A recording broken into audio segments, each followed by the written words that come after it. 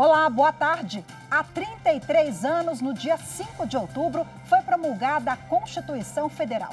Conhecida como Constituição Cidadã, a Carta Magna garantiu à sociedade brasileira o pleno exercício de direitos fundamentais. E para falar sobre a data, o Jornal da Justiça, primeira edição de hoje, recebe o ministro Marco Aurélio, que atuou por 31 anos aqui na Suprema Corte, que é a guardiã da Constituição Federal. Esse é o destaque do Jornal da Justiça de hoje. Vamos agora aos demais. Plenário do Supremo Tribunal Federal suspende cassação de aposentadoria de profissionais da saúde que atuam no combate à Covid-19. Ministro Ricardo Lewandowski, do Supremo, convoca audiência de conciliação para o próximo dia 18, entre a União e o Estado da Bahia, para discutir o envio de vacinas. Ele determinou ainda que as partes indiquem até a próxima sexta-feira um representante para fazer a manifestação, com duração de 10 minutos. E ainda, Superior Tribunal de Justiça decide que contrato de serviços advocatícios é protegido pelo sigilo profissional.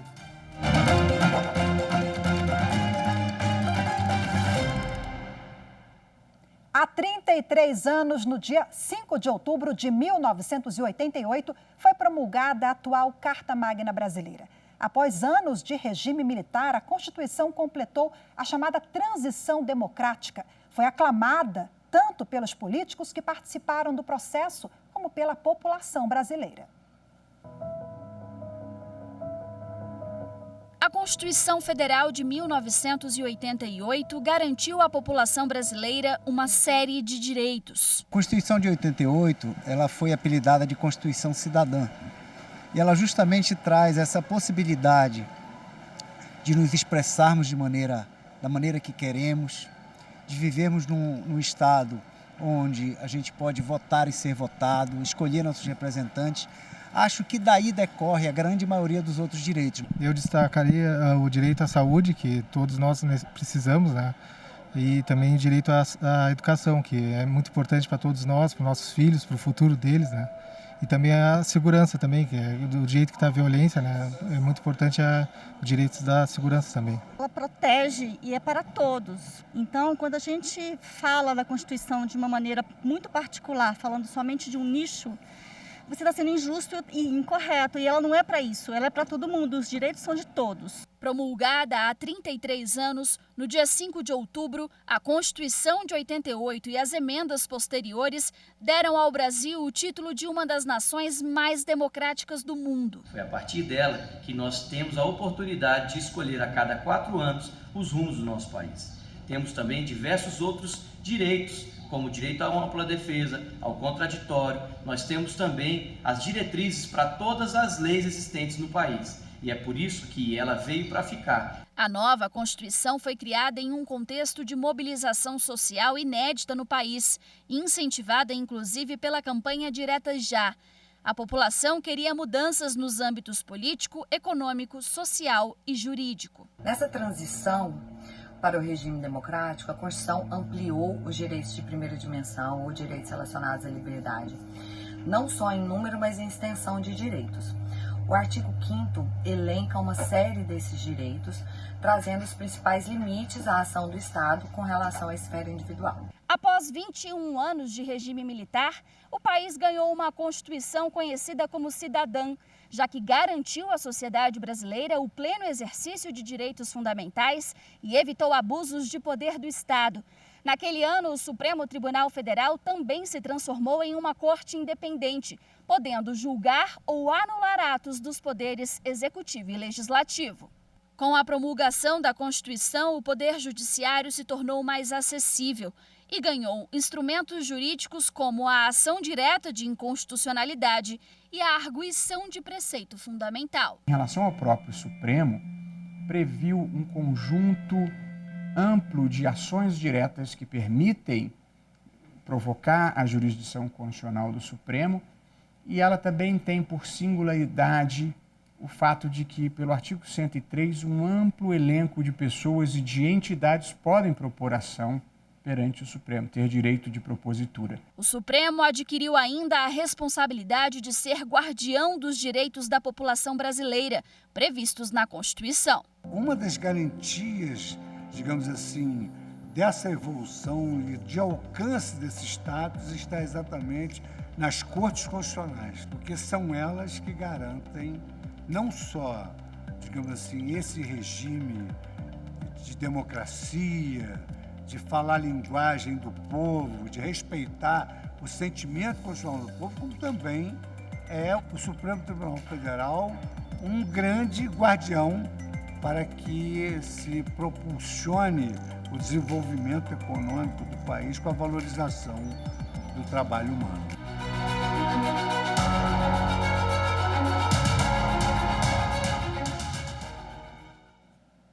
E para falar sobre a data, eu converso com o ministro aposentado do Supremo Tribunal Federal, Marco Aurélio. Olá, ministro, seja bem-vindo. É uma honra recebê-lo aqui na TV Justiça. Boa tarde. Uma boa tarde a todos aqueles que assistem esse veículo de comunicação excepcional que é a TV Justiça e que torna mais transparente o Poder Judiciário. Isso é muito positivo, porque deságua em si na eficácia, na eficiência do próprio direito nacional. Veículo esse criado pelo senhor ministro Marco Aurélio. Só fazer essa observação aqui antes da gente falar sobre a Carta Magna. Bom, o texto, a Constituição de 88, é fruto de um momento político onde a gente clamava pela democracia brasileira, pelo resgate da democracia. Então, mesmo com os percalços no meio do caminho, temos uma história de sucesso? Olha, no jargão popular eu acabei batendo córner, jargão futebolístico, evidentemente, e cabeceando a gol.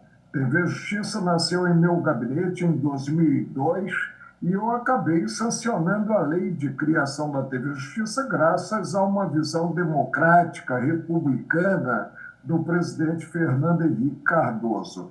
Agora, a nossa TV Justiça, ela restabeleceu na plenitude o Estado Democrático de Direito. Nós passamos, em 1988, de um regime de exceção para um regime essencialmente democrático.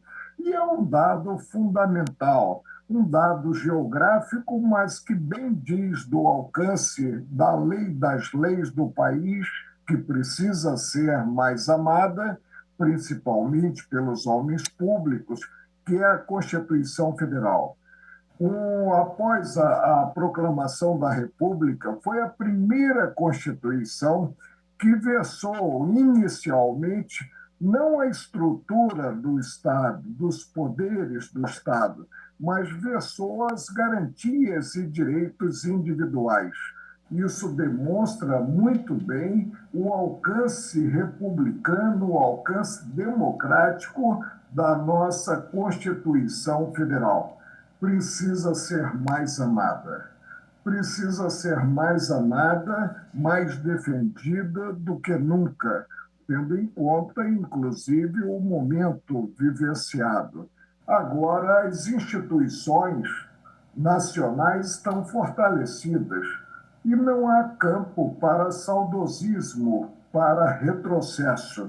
Nós robustecemos dia a dia a democracia. A Constituição Federal tem sido bem guardada pelo Supremo Tribunal Federal?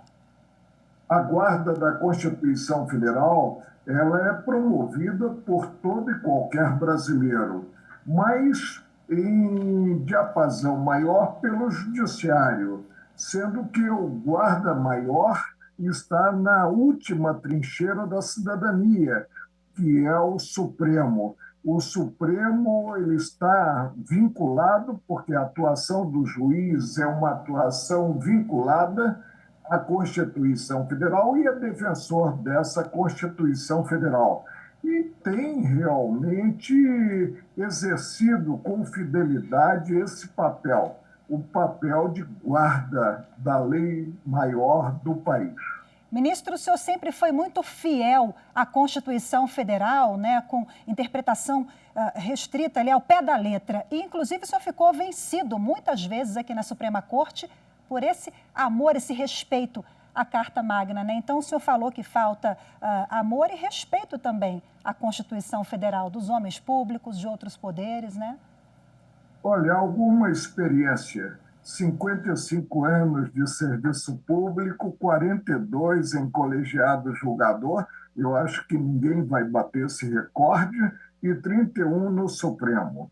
Eu, na bancada, sempre preconizei a prevalência da Constituição Federal e a integrando, realmente partindo para uma interpretação integrativa e buscando o objetivo maior dessa lei do país, que é a Constituição, ou seja, ter-se o funcionamento regular das instituições e também preservados os direitos dos cidadãos.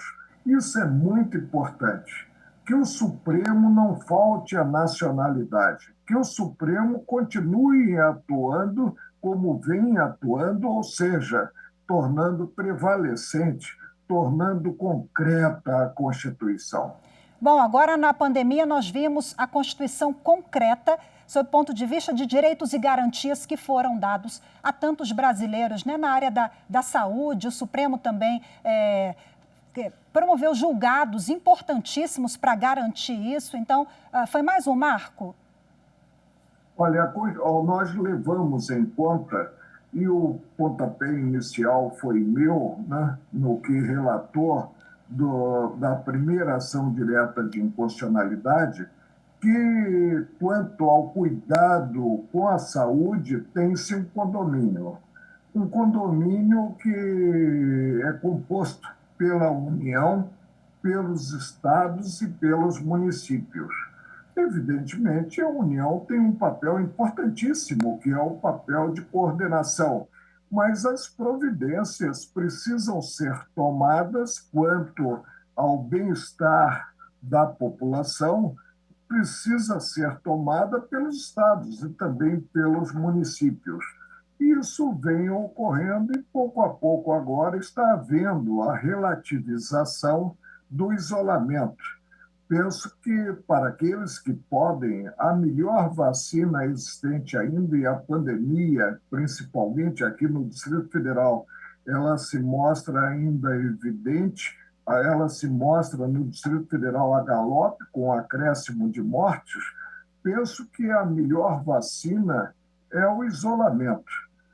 Evidentemente, nós não podemos parar o país, nós temos que retomar a vida, o contato com as pessoas e, portanto, precisamos buscar atividade, mas com as cautelas próprias.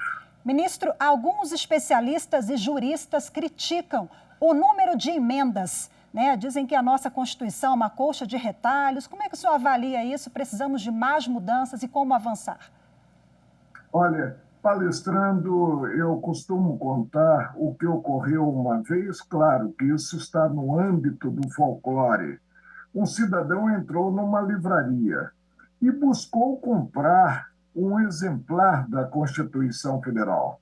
E o rapaz que o atendeu simplesmente disse que aquela livraria não trabalhava com periódicos. O que se imagina em termos de Constituição Federal? Um documento estável, mas não é isso que ocorre no Brasil. E não é porque se acredita que nós poderemos ter dias melhores, não observando com fidelidade a ordem jurídica, mas editando, como se pudesse dar uma esperança vã à sociedade, editando-se emendas constitucionais. É inimaginável que em 33 anos de vigência da Constituição, que eu acabei de elogiar, e cumprimento os constituintes ainda vivos, é inimaginável que se tenha uma centena, nesses 33 anos, de emendas constitucionais. Vamos buscar realmente um apego maior ao que está estabelecido e percebendo que a Constituição é um documento elogiável, é um documento que realmente atende aos anseios da sociedade, aos anseios do cidadão. Precisamos, no Brasil, vou repetir a exaustão, não de novas emendas, não de multiplicidade de leis.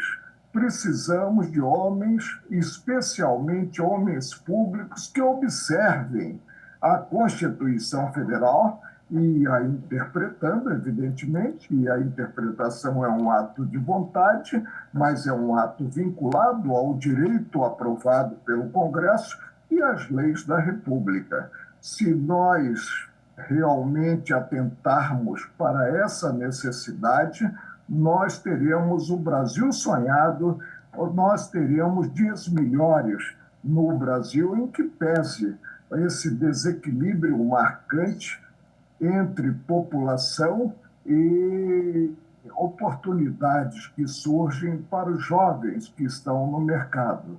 O mercado é realmente um mercado desequilibrado e, por isso mesmo, impiedoso. Nós, em 1970, vamos nos lembrar do chavão da Copa do Mundo, nós tínhamos 90 milhões de brasileiros. Hoje temos 210 milhões. Qual é a organização que viabiliza a oportunidade de ter seu próprio sustento, oportunidades aos jovens nesse diapasão, nesse crescimento demográfico que digo desenfreado? Agora eu penso que está havendo uma cautela maior quanto a esse mesmo crescimento, mas vamos buscar sempre o melhor. Ou seja, nossa passagem por aqui é finita e aqueles que podem colaborar para ter-se o Brasil sonhado devem colaborar. Ok, ministro, excelente. Nosso ministro Marco Aurélio, que foi decano durante muitos anos do Supremo Tribunal Federal. Muito obrigada mais uma vez pela disponibilidade. Boa tarde. Uma satisfação enorme que reconheçamos que bendita é a TV Justiça. Muito obrigada e viva o ministro Marco Aurélio, que criou a TV, né? Tchau, tchau. Boa tarde.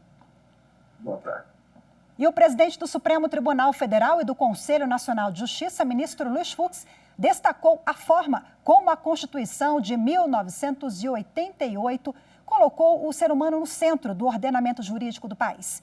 Ele participou de uma cerimônia em homenagem ao jurista Bernardo Cabral, um dos pioneiros, um dos participantes da Carta Magna Constituição de 1988, Bernardo Cabral, um nome central na Carta de 88. Vamos conferir a reportagem. Considerado um dos pais do direito moderno brasileiro, Bernardo Cabral é reconhecido pela defesa das liberdades individuais. Aos 89 anos, o jurista deixou contribuições importantes na política como deputado estadual, federal e senador. O presidente nacional da OAB, Felipe Santa Cruz, lembrou que, assim como seu pai, Bernardo Cabral foi perseguido durante a ditadura militar. O jurista teve o mandato de deputado cassado em 1968 e os direitos políticos suspensos por 10 anos. O presidente da Suprema Corte, ministro Luiz Fux, também saudou a história e a competência de Cabral, que resistiu bravamente aos anos de chumbo. Fux destacou que o amigo foi um dos responsáveis pela institucionalização da democracia no país e que, como relator geral da Constituição de 88, priorizou direitos humanos como cerne do ordenamento jurídico. Colocou o ser humano, a pessoa humana, como centro de gravidade do ordenamento incorporado na Carta Maior. O homem ilumina o universo jurídico, graças a esse catálogo monumental de direitos humanos que singulariza a nossa Constituição Federal. Há exatos 33 anos, pela boca e pela pena de Bernardo Cabral e de seus parceiros, nascia a nossa tão esperada Constituição da República Brasileira de 1988, genuinamente apelidada pelo Dr. Ulisses Guimarães como a Carta Cidadão. E você vai ver a seguir: Supremo Tribunal Federal suspende cassação de aposentadoria de profissionais da saúde que atuam no combate à Covid-19. Mais informações daqui a pouco no próximo bloco.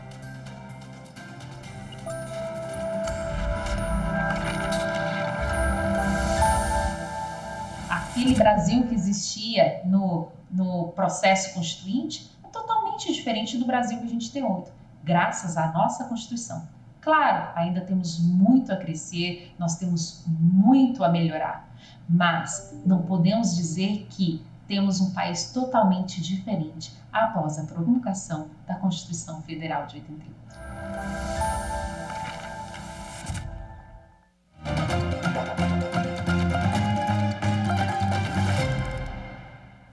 Em decisão unânime, o plenário do Supremo Tribunal Federal decidiu suspender, excepcional e temporariamente, a determinação de cassar o benefício previdenciário do aposentado especial da área de saúde que estiver trabalhando. A decisão vale apenas para quem estiver atuando diretamente no combate à Covid-19 ou atendendo pessoas atingidas pela doença em hospitais ou instituições congêneres públicos ou privados. A medida vale até o fim da pandemia. O ministro Ricardo Lewandowski, do Supremo Tribunal Federal, convocou uma audiência de conciliação virtual para o próximo dia 18 entre a União e o Estado da Bahia. A ideia é buscar uma solução amigável em ação civil originária. Na ação, o Estado alega uma defasagem de mais de 1 milhão de doses no envio de vacinas contra a Covid-19 pela União. O ministro Ricardo Lewandowski convocou a audiência com o apoio do Centro de Mediação e Conciliação do Supremo Tribunal Federal. Ele determinou ainda que as partes indiquem até a próxima sexta-feira um representante para fazer a manifestação, com duração de 10 minutos. O Estado da Bahia afirma que o déficit no envio das vacinas é deliberativo e viola o imperativo da redução das desigualdades regionais, os princípios federativo e da igualdade e o direito à saúde. Já a União sustenta que o cálculo da quantidade de vacinas elaborado pelo Estado baiano considerou como parâmetro a população total do Brasil e não grupos prioritários, como definido pelo Ministério da Saúde, com participação do Conselho Nacional de Secretários de Saúde e do Conselho Nacional de Secretarias Municipais de Saúde. E você vai ver a seguir, quarta turma do Superior Tribunal de Justiça decide que contrato de servidores de serviços advocatícios é protegido pelo sigilo profissional. Os detalhes daqui a pouco, eu volto já.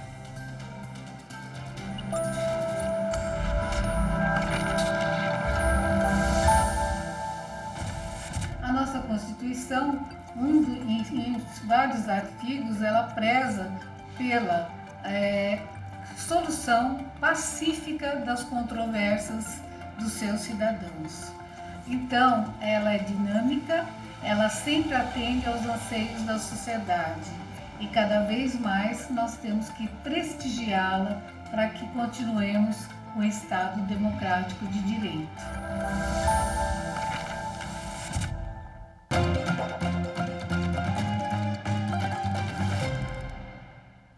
Quarta turma do Superior Tribunal de Justiça decidiu que contrato de serviços advocatícios é protegido pelo sigilo profissional.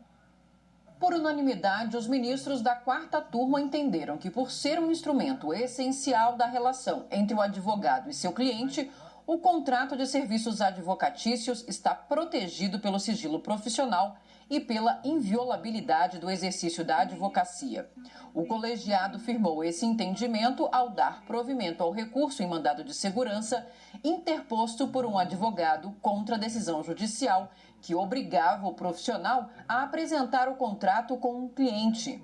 Com a determinação, o juízo pretendia obter o endereço do cliente para dar prosseguimento a um cumprimento de sentença. Isso porque, segundo os autos, após não serem localizados bens para penhora, o juízo determinou que o advogado informasse o endereço do cliente. Ele atendeu à determinação, mas o executado não foi encontrado no endereço fornecido. Por isso, foi determinado, a pedido do credor, que o advogado apresentasse o contrato de serviços. Contra essa decisão, o advogado impetrou mandado de segurança no Tribunal de Justiça de São Paulo, alegando que ela feria o direito líquido e certo à inviolabilidade dos documentos relacionados ao exercício da profissão. O TJ indeferiu o pedido.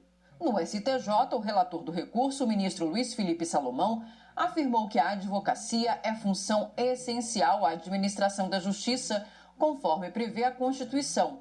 de maneira que não se pode considerar que as prerrogativas sejam um privilégio corporativo, pois, na verdade, são uma proteção ao cliente que confia documentos e segredos ao seu procurador.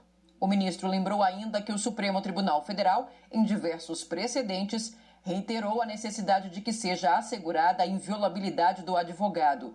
Acrescentou ainda que, assim como na Constituição Federal, o Estatuto da Advocacia também estabelece que o escritório e documentos não sejam violados, salvo em hipótese de busca e apreensão. Hoje ficamos por aqui. Muito obrigada pela sua companhia. Até amanhã. Tchau, tchau.